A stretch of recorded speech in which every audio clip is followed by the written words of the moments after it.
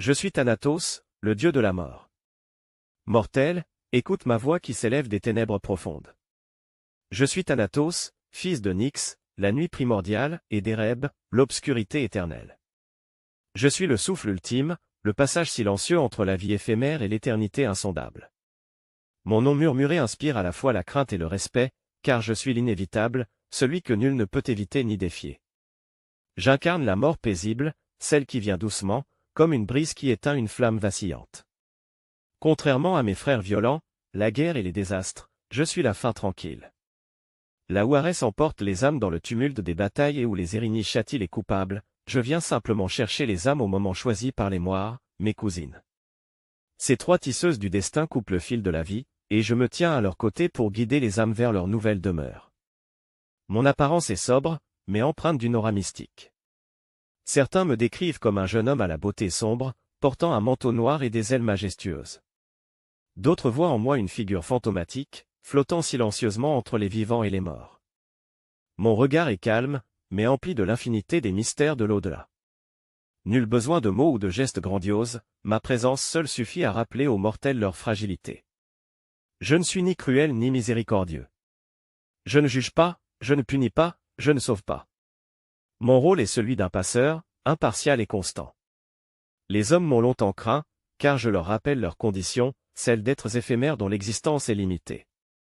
Pourtant, ils oublient que je suis aussi une délivrance, une fin au tourment pour ceux qui souffrent, une promesse de repos après une vie de labeur.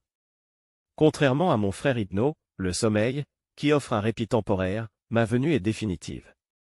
Pourtant, nous travaillons souvent en harmonie, là où il endort doucement les mortels, je viens parfois les emmener dans leur dernier voyage. Hypno et moi sommes deux faces d'une même pièce, car le sommeil et la mort sont plus proches qu'on ne le croit. Dans la mythologie grecque, on me voit rarement sous les projecteurs. Les poètes me mentionnent, mais toujours à demi-mot, comme s'ils redoutaient d'attirer mon attention.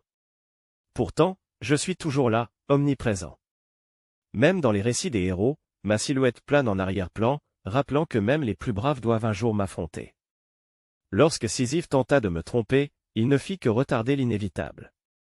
Je suis patient, car le temps joue toujours en ma faveur. Certains dieux et mortels m'ont défié, cherchant à échapper à mon étreinte. Ils oublient que la mort n'est pas un ennemi à vaincre, mais une partie essentielle de l'ordre cosmique.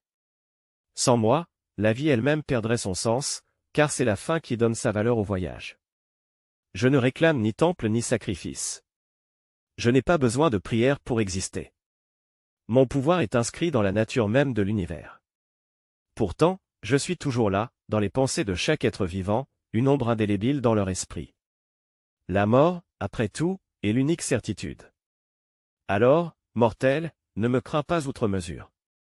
Je ne suis pas ton ennemi, mais une étape que tu franchiras inévitablement.